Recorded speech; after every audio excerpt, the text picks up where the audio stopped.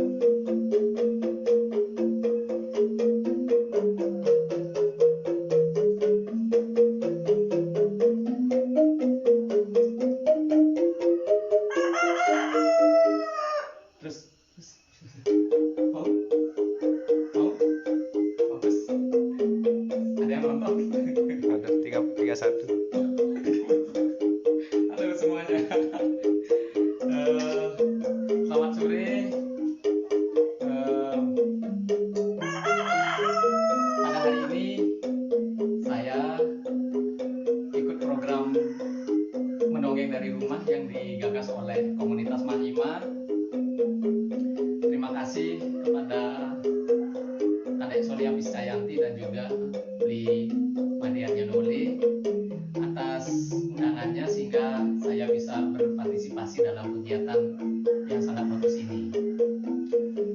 Saya tidak bisa melihat siapa saja yang menonton. Halo semuanya, terima kasih. Mudah-mudahan Anda sampai nanti saya mendongeng di akhir acara. Nah, pada kesempatan ini saya akan menceritakan kisah seorang tokoh yang dikenal oleh masyarakat Bali dalam cerita-ceritanya, yaitu Bagus Diarse. Nanti untuk lebih lanjut bagaimana saya akan berpindah tempat. Mudah-mudahan siswa menyimak apa yang akan saya ceritakan nanti dengan sebaik-baiknya. Terima kasih kepada kameramen. Terima kasih juga pada saudara-saudara semua, Brite, ada Om, ada Blitut di sini semuanya ya. Saya tidak bisa komentar, tolong bacakan salah satu komentarnya kalau ada.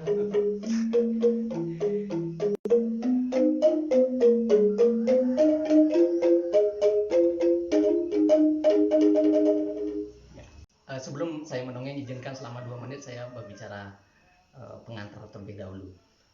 Bahwa ketika saya mendongeng kali ini, saya tidak akan sendirian, tetapi saya ditemani oleh maestro musik tradisional dari desa saya. Namanya adalah Ketut Diarse ya. Beliau ini jago memainkan berbagai macam alat musik tradisional, gender, rinde, pokoknya semuanya bagus, sampai penting ya, penting, kecapi dan sebagainya. Nah, pada hari ini saya juga akan ditemani oleh Blitut. Kalau saudara-saudara, rekan-rekan kalau ingin memesan seke gender ya, bisa menghubungi kami bisa menghubungi Blitut. Nama sekenya adalah Gita Laksana Adnyana. Ini bagus sekali namanya ya, dijamin memuaskan, dijamin lagu-lagunya itu keren-keren habis ya. Mari kita langsung saja, biar tidak menunggu, saya akan langsung saja bercerita soal Bagus Diarse. Nah, Bagus Diarse ini adalah salah satu tokoh fenomenal dalam cerita rakyat Bali. Mungkin sebagian orang mengetahui, mungkin sebagian lagi tidak mengetahui. Bagi yang sudah mengetahui, apa yang akan saya ceritakan ini agak berbeda dengan cerita yang tertulis di dalam geguritan Bagus Diarse. Karena ini adalah versi yang akan saya ceritakan adalah versi kakek saya, versi desa saya, dan termasuk juga di desa saya ada sekian banyak versi cerita Bagus Diarsa. Nanti kalau ceritanya itu berbeda, harap dimaklumi karena ini adalah interpretasi kami terhadap cerita Bagus Diarsa ini. Ada beberapa yang nalurnya sama, tetapi ada yang sangat jauh berbeda. Nah, oleh karena itu, agar seperti apa ceritanya, kita langsung saja mulai. Silakan Blitut, mohon diri.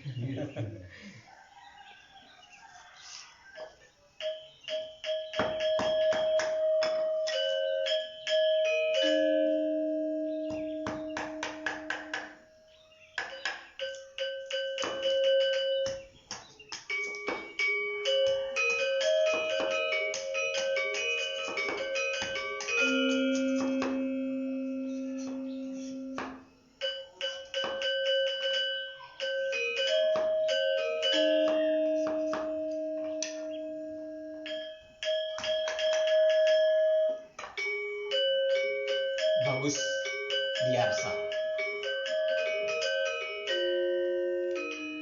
Dikisahkan seorang tokoh dalam cerita rakyat Bali bernama Bagus Diarsa. Bagus Diarsa ini adalah seorang penjudi kelas berat, adalah seorang bobotoh kelas berat.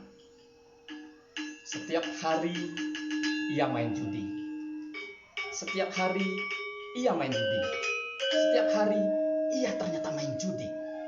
Berarti kesehariannya itu diisi dengan main judi. Ia adalah seorang bobotoh yang sangat terkenal. Terkenal ini karena ia memiliki banyak kekayaan, memiliki banyak tanah, memiliki banyak cari, memiliki banyak perhiasan. memiliki benda-benda yang berharga di rumahnya, bisa dipastikan bahwa Bagus Diarsa ini adalah orang yang kaya raya. Nah, Bagus Diarsa ini tidak tinggal sendirian. Ia ditemani oleh seorang istri yang sangat setia, cantik, putih, pokoknya perempuan. Namanya adalah Ni Sudatnyani. Selain itu, Bagus Diarsa juga memiliki seorang anak sematawayang, seorang putra bernama Wiracita. Wiracita ini anaknya sangat baik, menurunkan sifat-sifat ayahnya, menuruni kelembutan sifat-sifat ibunya. Tutur katanya baik, tutur katanya sangat sopan, tidak pernah jahil, tidak pernah kemudian menangis, tidak pernah kemudian bosan, kemudian tidak pernah mengeluh. Pokoknya setiap harinya Wiracita itu selalu meneladani sifat-sifat ayahnya. Walaupun Bagus Diarsa ini adalah seorang bebotoh, tetapi dalam kesehariannya Bagus Diarsa ini adalah seorang yang sangat baik hati. Mengapa saya katakan baik hati? Karena Bagus Diarsa ini selalu menolong orang-orang yang ada di sekitarnya. Apalagi ada bencana wabah virus seperti sekarang, ya Bagus Diarsa adalah tokoh yang nomor satu di garda terdepan untuk memberikan bantuan. Tetapi ya tidak semua begitu ya. Nah, Bagus Diarsa ini kesehariannya itu adalah selain berjudi juga memberikan bantuan kepada siapapun.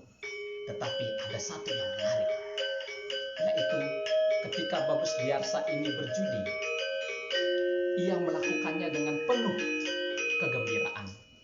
Tidak ada duka di situ ketika kalah. Tidak ada umpatan-umpatan kata ketika ia kalah. Semua dijalani dengan sangat-sangat gembira. Itulah sebabnya kemudian teman-temannya suka mengajaknya untuk berjudi. Tahu tidak kenapa? Karena Bagus Diarsa ternyata bodoh. Camkan itu, ternyata bodoh. Jangan dulu menyimpulkan bahwa Bagus Diarsa bodoh. Jangan-jangan karena dia memang sangat baik, sehingga ketika ia ditipu oleh teman-temannya, Bagus Diarsa tidak merasa ditipu. Ketika pergi ke Tajem, Bagus Diarsa membawa berbagai macam taruhan, mulai dari ayam, emas, uang, pokoknya macam-macam. Bisa juga sawah, bisa juga tegal, bisa juga selimut kadang-kadang ya. Nah, karena sering ditipu di dalam arena Tajem, beli berita apa namanya tukang tipu itu? Apa namanya tukang tipu? Belolong. Nah, ia sering dibelolongi oleh rekan-rekannya. Bayangkan dibelolongi itu bagaimana kejamnya ketika dibelolongi. Akhirnya apa yang terjadi? Yang terjadi adalah teman-temannya semakin suka mengajak Bagus Diarsa untuk berjudi. Tetapi satu poin yang bisa dipetik adalah Bagus Diarsa ketika kalah, ketika dibohongi, ketika dicurangi oleh teman-temannya, Bagus Diarsa sama sekali tidak pernah mengeluh. Apalagi pulang ketika kalah itu tidak pernah memarahi istrinya, tidak pernah kemudian mengumpat-ngumpat anaknya. Ia justru semakin sayang sama keluarganya. Ia semakin sayang kepada Ni Sudatnyani, apalagi kepada anak sematawayangnya Wiracita. Nah, ketika Bagus Diarsa memiliki karakter semacam ini adalah saya pikir botoh yang ideal bagi saya ya, botoh yang ideal bagi saya. Nah, suatu ketika di desa terdengarlah bahwa akan ada tajen besar. Bagus Diarsa ikut dalam tajen itu. Lagi-lagi ternyata kalah. Besoknya bertajen lagi-lagi kalah. Dan akhirnya apa yang terjadi? Hampir seluruh kekayaan Bagus Diarsa ludes. Di mana lagi harus mencari kekayaan? Bagus Diarsa ternyata masih memiliki satu buah tegalan yang tidak akan pernah dijualnya. Mungkin itu adalah untuk keperluan istrinya, atau juga mungkin untuk keperluan masa depan anaknya, Wiracita. Mungkin cita-citanya Wiracita ingin menjadi dokter, makanya disisakan sedikit tanahnya. Lalu karena kekayaannya sudah hampir habis, lama-kelamaan Bagus Diarsa kemudian hampir jatuh miskin. Yang sebelumnya hidup bergelimang harta, tetapi hari ini ia sedih sekali karena harus pergi ke Tajen, sementara ia tidak memiliki uang. Ada undangan besar dari Gusti Agung, undangan yang sangat besar kepada seluruh bebotoh yang ada di seantero jagat ini untuk ikut dalam Tajen itu.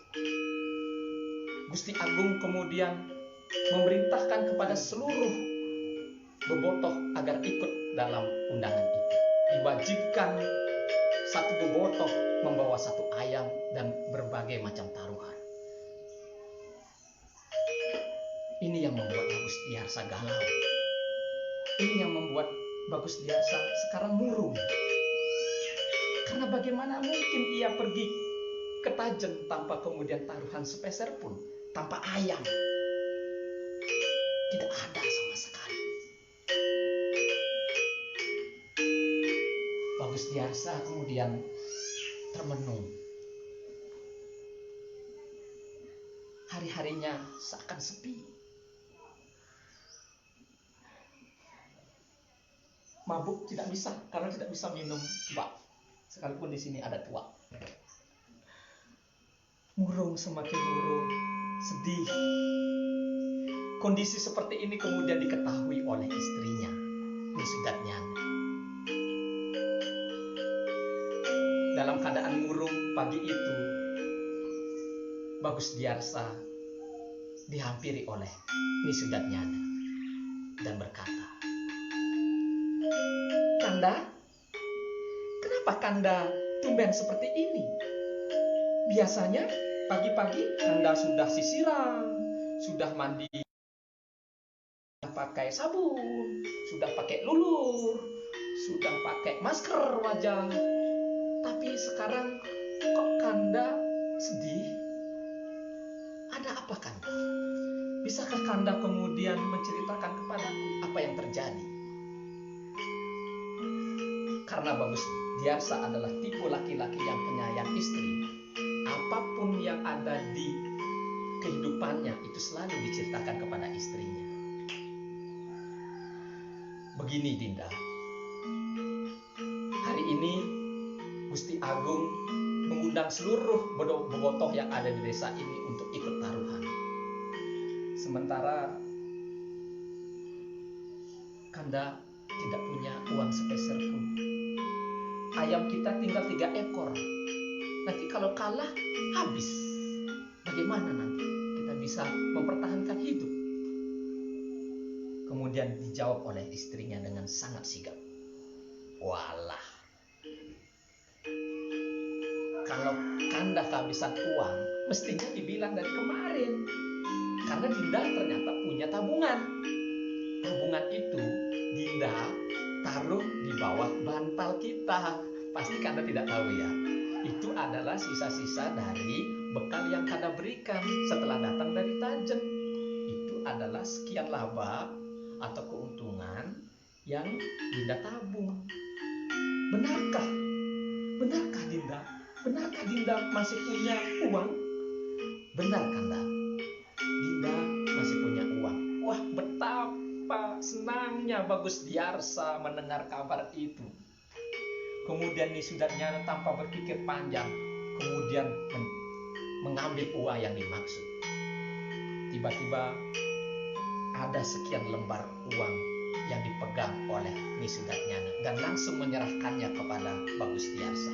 Woi, Bagus Diarsa senangnya minta ampun, bersiul-siul.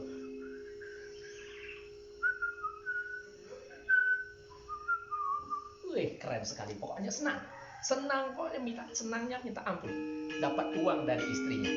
Nah, Bagus Diarsa langsung mandi. kemudian membersihkan diri, langsung sisiran, kemudian tanpa lupa minta izin kepada istrinya dan juga kepada anaknya Wiracita untuk pergi ke Tajen. Nah, pergilah kemudian Bagus Diarsa ke Tajen membawa seekor ayam. Mana ayamnya?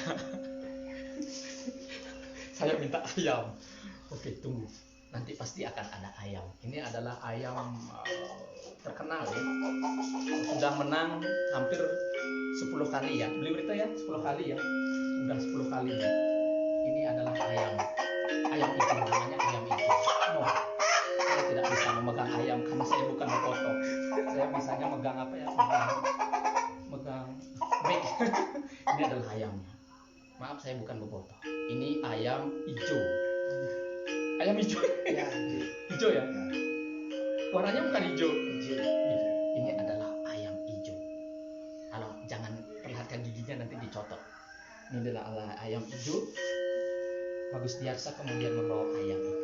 Nah, saya ternyata tahu kuncinya kalau memegang ayam itu harus lembut, jangan dipecik.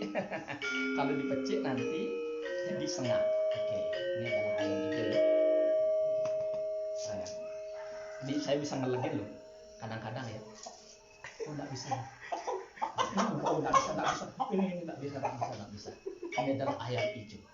Ini yang akan dibawa bertarung oleh Bagus Diarsa. Semoga menang.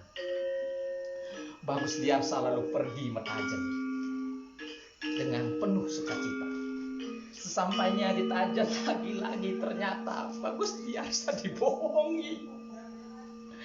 Diolok-olok oleh temannya sendiri, lagi-lagi dibelolongin, lagi-lagi kemudian ditipu oleh temannya.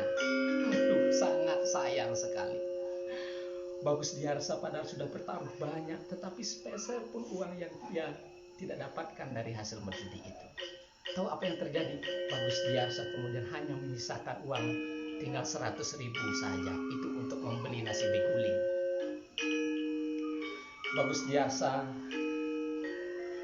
sedih, tetapi sedihnya itu selalu kemudian hanya sebentar. Lagi-lagi dibawa gembira. Hingga sore hari menjelang, Bagus Diarsa akhirnya pergi makan di sebuah warung yang menjajakan berbagai macam makanan khas Bali. Disitulah Bagus Diarsa kemudian memesan nasi beguling.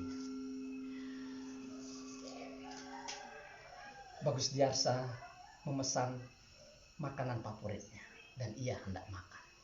Tetapi tiba-tiba di sampingnya muncul seorang kakek tua yang sangat-sangat kotor. Pakaiannya lusuh, robek-robek, kotor, tangannya kotor, kakinya kotor, badannya bau sekali, bau amis, bau busuk, dikerubungi oleh lalat-lalat nasi, lalat-lalat bangkai, kemudian busuk sekali. Nah, orang-orang atau bobotoh yang makan di si warung itu kemudian pergi satu persatu, berhamburan karena tidak ingin dekat dengan orang itu. Ini mungkin semacam virus corona. Kakek itu, bukan. Kakek itu kemudian menyapa Bagus Diarsa. Saya lapar.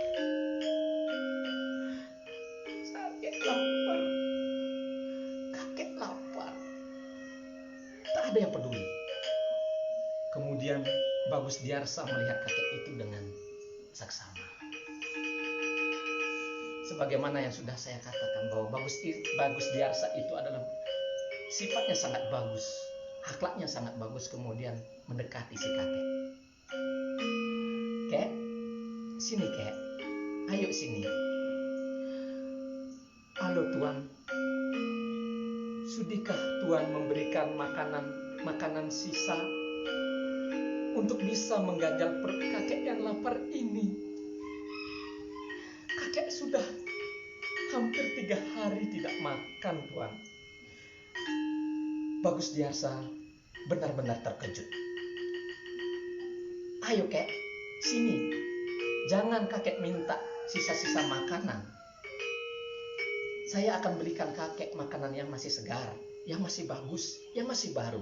Sini kek, ayo temani saya makan. Kita makan bersama-sama. Kakek itu merasa sangat senang. Bagus Diarsa juga sumringah karena bisa memberikan kakek itu nasi. Mereka akhirnya makan satu persatu. Dagingnya dimakan, nasinya dimakan, semuanya dimakan kecuali tempatnya. Semua bobotoh heran, kenapa Bagus Diarsa mau menolong kakek itu? Kenapa mau menolong? Sementara bobotoh yang lain berhamburan pergi.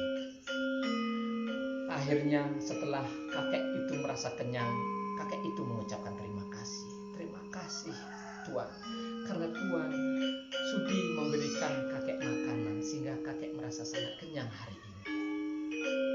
Tetapi hari sudah semakin malam. Kakek takut karena kakek tidak punya tempat tinggal. Kakek akan tidur di mana? Sudikah Tuan mengajak kakek ke rumah Tuan? Kakek ingin menginap sebentar saja di sana. Oh, kakek ingin menginap? Tentu dengan senang hati. Ayo kita ke rumah. Nanti kakek menginap di sana. Mereka pun akhirnya pergi ke rumah. Sampainya di rumah, Bagus Diarsa memanggil istrinya. Wisudatnyana terbopok-bopok datang menghampiri. Demikian juga anaknya Wiracita juga datang menghampiri. Istriku dan anakku, ini adalah kakek yang tidak punya tempat tinggal. Malam ini kita akan mengajaknya untuk menginap di rumah ini dan akan menjamunya. Apakah kakek merasa lapar? Iya, saya merasa lapar lagi karena ternyata sudah 3 hari ini mempengaruhi bagaimana perut kakek ini selalu merasa kelaparan. Akhirnya apa yang terjadi? Karena Bagus Diarsa masih memiliki 2 ekor ayam, yang satunya itu rela untuk dipotong, dipakai untuk makan santap malam. Akhirnya mereka makan sepuasnya sambil berbincang-bincang tentang kondisi keluarga masing-masing. Dan di situ Bagus Diarsa dan juga istrinya serta Wiracita banyak mendapat cerita-cerita menarik dari kakek itu. Nah, kemudian kakek itu berkata, Tuan sangat baik hati. Tadi Tuan di Tajen membelikan kakek makanan. Sekarang di rumah ini kakek bisa menginap dan sekaligus juga lagi-lagi dijamu. Dalam hidup kakek sedikit pun tidak pernah merasakan bercengkrama dengan orang lain. Apakah Tuan bersedia menyerahkan anak Tuan, Wiracita, untuk kakek ambil dan kakek ajak kemana-mana? Bagus Diarsa tidak terkejut dengan permintaan kakek itu. Demikian juga dengan Ni Sudatnyana. Karena Sudatnyana adalah istri yang penurut, maka pasti akan menuruti semua keinginan dari Bagus Diarsa. Akhirnya kakek itu tetap ingin meminta Wiracita untuk dijadikan cucunya. Tanpa berpikir panjang, Bagus Diarsa menyetujui permintaan kakek itu. Dan besoknya pagi-pagi mereka diizinkan untuk pergi kemanapun kakek akan membawa Wiracita. Dan benar saja, malam berganti, pagi pun datang. Tanpa disadari ternyata kakek itu sudah mengajak Wiracita pergi dari rumah Bagus Diarsa. Bagus Diarsa tidak merasa sedih. Demikian juga istrinya, Ni Sudatnyana, juga tidak merasa sedih. Nah, ternyata di dalam perjalanan meninggalkan rumah Bagus Diarsa, Wiracita diajari banyak hal. Diajari tentang kebijaksanaan, diajari tentang kebaikan, diajari tentang kejujuran, diajari semua hal-hal yang sesuai dengan darmaning agama. Semuanya itu diajarkan dengan baik. Dan Wiracita sangat senang dengan ajaran kakek. Kakek itu selalu kemudian membimbing Wiracita untuk selalu bertutur kata yang baik, bertutur kata yang halus, dan berlaksana sesuai dengan etika-etika keagamaan. Di tengah perjalanan, lalu kemudian Wiracita bertanya, kakek ini siapa sebenarnya? Kenapa semalam kakek mengatakan bahwa kakek ingin memintaku untuk menjadi cucu? Dan atas kebaikan ayahku Bagus Diarsa, lalu kakek memberikan 3 helai bulu ayam. Kelak ketika Bagus Diarsa mengalami kesusahan, ketika ayahku mengalami kesusahan, untuk apa sebenarnya itu? Untuk apa? Bukankah bulu ayam itu tidak ada artinya? Dan herannya ayahku menerima begitu saja yang sebatas bulu ayam. Bukankah itu adalah sesuatu yang sangat bodoh? Jangan kamu berkata begitu, nak. Ayahmu itu sesungguhnya adalah manusia pemuja Tuhan yang paling baik. Adalah seorang yang penuh menerapkan nilai-nilai kemanusiaan dengan sangat tinggi. Oleh karena itulah kakek memberikan bulu ayam itu sebagai sebuah anugerah. Lalu bulu ayam itu berarti anugerah ya, kek? Iya, tentu saja bulu ayam itu adalah anugerah. Lalu siapa sebenarnya kakek ini? Siapa sebenarnya kakek ini? Kakek ini siapa? Tiba-tiba kakek itu kemudian menceritakan. Dan yang sebenarnya adalah kakek itu perwujudan dari Sang Hyang Batara. Setelah ditelusuri, ternyata dari cerita-cerita kakek itu berubah wujud dan menampakkan di depan Wiracita kalau ternyata kakek itu adalah Betara Siwa. Ternyata kakek itu adalah Betara Siwa. Lalu kemudian Wiracita diajak langsung menuju sebuah tempat yang sangat indah. Saya tidak berani mengatakan itu surga ya. Pokoknya indah sekali. Semuanya taman-taman bunga, ada tamanan berbagai macam tanaman di situ ada. Nah, disitulah kemudian Wiracita dibina dengan sangat baik oleh kakek itu yang sekarang bukan kakek lagi. Dia adalah Batara Siwa. Nah, kemudian singkat cerita, di situ adalah 2 setting yang berbeda. Wiracita menempuh pengetahuannya di tempat yang sangat indah itu bersama para dewata. Sementara Bagus Diarsa melalui hari-harinya seperti biasa, judi dan judi lagi. Judi. Seperti itu ya. Oh, tidak boleh lucu. Saya bukan bagian yang ini. Kalau nanti lucu bagian yang lain. Nah, Bagus Diarsa selalu kemudian berjudi lagi kemanapun ada tajen, di Banyuning, di Singaraja, di Karangasem, di Tabanan, di Madura, di New York, dimanapun kemudian didatangi oleh Bagus Diarsa. Lagi-lagi Bagus Diarsa tidak pernah menang sekalipun. Sekarang akhirnya apa yang terjadi? Bagus Diarsa benar-benar jatuh miskin. Benar-benar miskin. Setiap hari kemudian berpikir tentang hal yang pernah dikatakan oleh kakek itu. Iya, bulu ayam. Ketika Bagus Diarsa sedang mengalami kesusahan, maka terbangkanlah bulu ayam ini. Maka ia akan menuntun kemana kakek itu pergi sebenarnya. Maka Bagus Diarsa kemudian melakukannya. Dia mencari 3 helai bulu ayam itu dan mulai menjatuhkannya.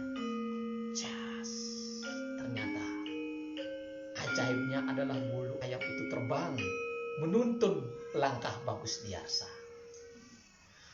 Bagus Diarsa kemudian pergi ke sebuah tempat. Di sana kemudian Bagus Diarsa menjumpai berbagai macam fenomena alam, menemukan ular, menemukan macan, menemukan binatang-binatang liar, termasuk juga menemukan gegendu. Gegendu, memedi, apalagi pokoknya sarwa gumatat kumitit kemudian ditemui. Nah, Bagus Diarsa selalu berjalan tanpa mengenal lelah, siang dan malam mengikuti terbangan dari bulu-bulu itu. Lalu tibalah pada sebuah gunung yang menjulang sangat tinggi. Akhirnya tanpa disadari Bagus Diarsa sudah berada di puncaknya. Ya, ternyata Bagus Diarsa berada di puncak gunung yang sangat tinggi. Ia melihat hamparan awan yang sangat hitam. Juga di sebelahnya ada yang hamparan awan yang sangat putih, berwarna-warni. Kadang-kadang matahari muncul, kadang-kadang tidak. Kemudian dilihatnya juga pemandangan yang berbeda dari sebelumnya yang tidak pernah dilihat. Tiba-tiba suasana menjadi cerah. Ternyata Bagus Diarsa menemukan anaknya sedang belajar. Alangkah senangnya Bagus Diarsa menemukan anaknya yang sudah sekian lama tidak bertemu. Wiracita, Wiracita anakku, ternyata kamu sudah semakin dewasa. Ayah, ayah sampai di sini. Kok bisa? Kenapa ayah bisa sampai di sini? Apakah Wiracita tidak ingat kata-kata kakek itu ketika ayah sedang mengalami kesusahan, maka bulu-bulu ayam itu yang akan menolong. Dan ayah melakukannya dan ditundurlah sampai ke tempat ini. Apa yang kamu lakukan di sini, Wiracita? Di mana kakekmu? Di mana kakekmu? Ayah, jangan sembarangan memanggil kakek. Itu bukan kakek. Loh, itu kan kakek, bukan kakek. Kakek, bukan. Lalu siapa kakek itu? Kakek itu adalah Betara Siwa. Hah? Kakek itu adalah Betara Siwa? Kok bisa? Iya, ternyata kakek itu menyamar menjelma menjadi Betara Siwa, menjelma menjadi kakek dan menguji kebaikan hati ayah. Ternyata ayah itu orangnya sangat baik. Dalam keadaan susah tidak mengeluh, dalam keadaan susah ternyata masih menolong orang lain, sehingga kakek itu benar-benar terenyuh, sehingga Betara Siwa benar-benar terenyuh. Itulah sebabnya di sini Wiracita belajar banyak hal, ayah. Belajar tentang kebaikan, kebijaksanaan dari Betara Siwa. Wah, mendengar kabar itu alangkah senangnya Bagus Diarsa, karena anaknya ternyata kemudian dididik oleh seorang Betara. Maaf, kok seorang ya? Dididik oleh Betara Siwa, apalagi dewa dari segala dewa. Nah, kemudian Wiracita disuruh untuk memanggil kakek itu. Maaf, sekali lagi Betara Siwa. Lalu muncullah dari balik awan Betara Siwa menampakkan wujudnya. Wis, pokoknya bagus deh. Saya tidak bisa menggambarkan. Pokoknya indah sekali bagaimana kemudian yang namanya Betara itu muncul di hadapan kita. Setelah melakukan yang namanya sembah sujud bakti, karena sudah diceritakan oleh Wiracita, kemudian Bagus Diarsa menyapa Betara Siwa. Mohon ampun Betara, hamba tidak tahu bahwa Betara adalah sudi kiranya menjelma menjadi seorang kakek hanya untuk menguji kebaikan hamba. Hamba adalah orang yang sangat bodoh. Hamba adalah seorang penjudi kelas berat yang tidak setiap hari kemudian mampu memuja Betara. Tetapi Betara dengan penuh kasih sayang rela menampakkan diri di hadapan hamba dan juga anak hamba. Terima kasih Betara, terima kasih. Betara Siwa kemudian menjawab, saya tidak berani. Anggap saja sudah menjawab ya, bahwa Betara Siwa itu menerima kedatangan Bagus Diarsa dengan sangat baik dan sudah tentu tahu apa yang diinginkan oleh Bagus Diarsa. Akhirnya hanya pura-pura saja untuk menanyakan apa keperluan Bagus Diarsa, to the point saja. Lalu apa keperluan Bagus Diarsa ke sini? Keperluannya ke situ adalah untuk meminta sesuatu yang bisa dipertaruhkan di dalam arena Tajen. Karena lagi-lagi ternyata Gusti Agung mengundang seluruh bobotoh untuk ikut sayembara Tajen. Karena Batara Siwa sangat baik hati, terenyuh dengan segala permohonan dari Bagus Diarsa. Akhirnya Bagus Diarsa mendapatkan anugerah berupa sebiji labu. Tidak sebongkah emas, tidak pula berlian.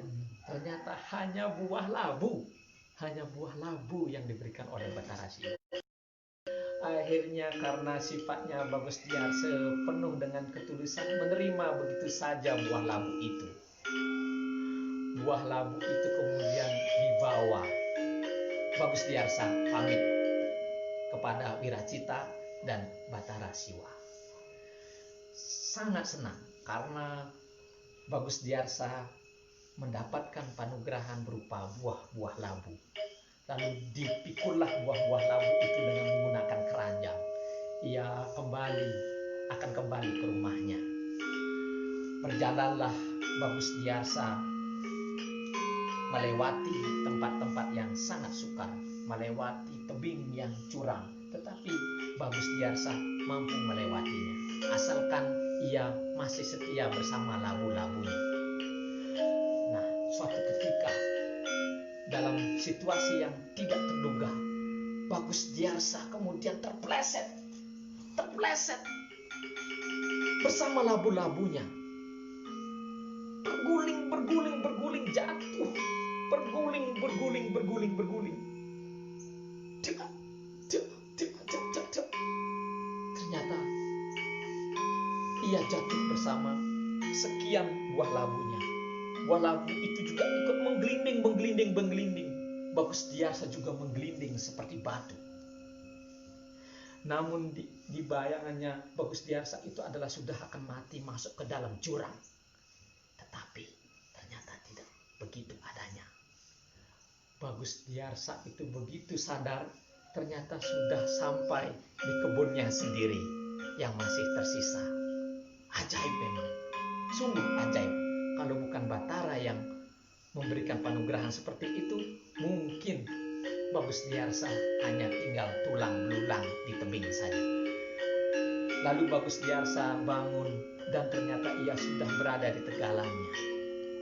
Lalu ia mulai panik. Kemana buah labu itu? Karena buah labu itu sangat panugrahan dari Batara Siwa. Gimana ini? Kenapa bisa hilang? Dia kemudian mencari kesana kemari, di balik pohon, di balik dahan, di balik ranting, kemanapun, ternyata tidak ketemu. Lalu karena Bagus Diarsa mulai merasa bingung, ia kemudian berdoa, memohon, Ya Batara, buah labu yang Batara berikan ternyata saya tidak menemukannya. Ini bagaimana? Hamba tidak bisa menjaga buah labu itu dengan baik. Buah labu hilang. Buah labu itu entah kemana menggelinding karena saya terjatuh saat melewati jurang yang sangat terjal. Ternyata doa dari Bagus Diarsa lagi-lagi didengar oleh Batara Siwa. Batara Siwa mengatakan bahwa Bagus Diarsa harus pulang ke rumah dan mengambil sebuah cangkul. Lalu karena seperti itu pawisik dari Batara Siwa, maka Bagus Diarsa kemudian pulang dan membawa sebuah cangkul. Sesuai dengan petunjuk dari Batara Siwa, Bagus Diarsa kemudian mulai mencangkul tegalangnya. Dicangkullah semuanya tanpa merasa kena lelah. Dicangkul. Diarsa sangat terkejut karena ternyata setelah sekian mencangkul, ternyata ia menemukan buah labu itu sudah menjadi biji-bijian di dalam tanah. Kemudian Bagus Diarsa semakin semangat untuk mencangkul. Akhirnya ia sudah mencangkul hampir seluruh tegalan yang masih tersisa. Hampir di semua tegalan itu tumbuh biji-bijian yang dicangkul tadi. Mulai tumbuh. Akhirnya apa yang terjadi? Bagus Diarsa pulang. Mungkin ini hanya sebuah kebetulan. Akhirnya Bagus Diarsa karena merasa lelah, akhirnya pulang. Istirahat di rumahnya. Nah, singkat cerita, besoknya Bagus Diarsa kemudian melihat kebunnya, melihat tegalannya. Betapa terkejutnya Bagus Diarsa.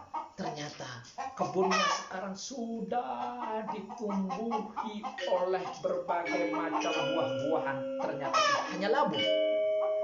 Tidak hanya labu yang tumbuh juga duren, tumbuh juga kelapa, tumbuh juga kopi, tumbuh juga wani, tumbuh juga tomat, tumbuh juga padi. Ternyata berbagai macam hal yang bisa menghasilkan ternyata tumbuh di situ. Wah, akhirnya Bagus Diarsa berteriak senang karena tegalannya yang dulu kering sekarang menghasilkan hal-hal yang sangat berharga. Bagus Diarsa kemudian semakin rajin ke kebunnya, semakin rajin memelihara kebunnya. Kemudian ada tamanan-tamanan yang tidak penting kemudian dipangkas, bunga-bunga disingkirkan. Semakin lama, giliranlah kemudian semuanya pada musim panen. Bagus Diarsa kemudian memanen hasil kebun itu satu persatu. Dipanennya satu persatu. Labu, kelapa, wani, cerorong, langsat, kepundung, udah semuanya pokoknya dipanen. Lalu apa yang terjadi? Yang terjadi adalah Bagus Diarsa menyuruh istrinya untuk menjualnya ke pasar. Ke pasar terdekat di sini adalah pasar Bebandem. Lalu dijuallah di pasar Bebandem buah-buahan itu. Alangkah terkejutnya karena seluruh pedagang baru kali pertama menemukan buah-buahan yang berkualitas seperti itu. Tidak ada yang busuk sama sekali, tidak ada yang cacat sama sekali. Semuanya halus, buah labunya halus-halus.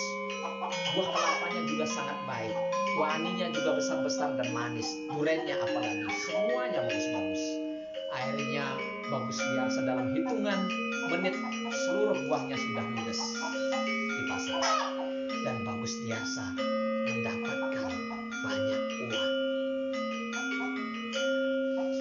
Bagus Diarsa kemudian pergi ke rumah dan menceritakan semuanya kepada istrinya.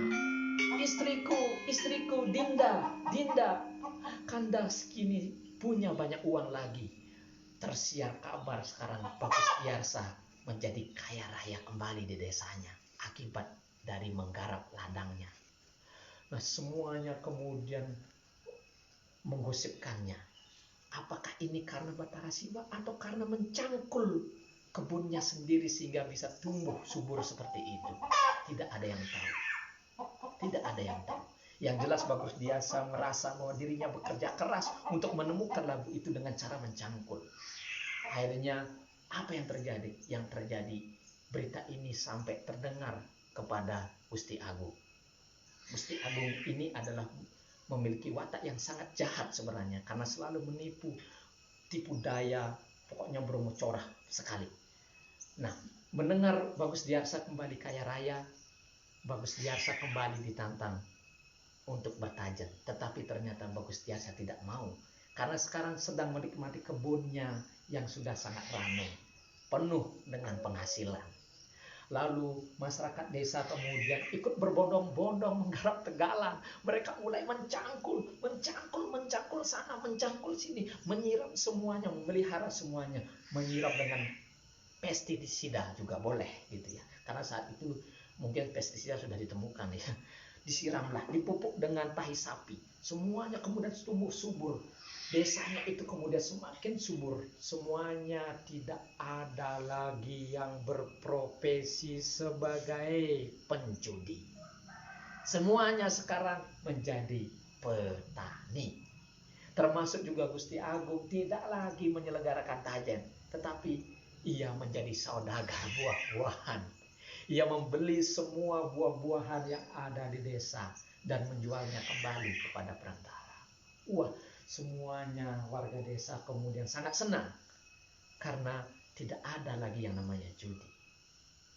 Dan Gusti Agung tidak dibunuh oleh Bagus Tiarsa. Sekarang desa itu kembali seperti layaknya surga, penuh dengan kedamaian, penuh dengan kesejahteraan. Selamat Bagus Tiarsa. Sekian, terima kasih.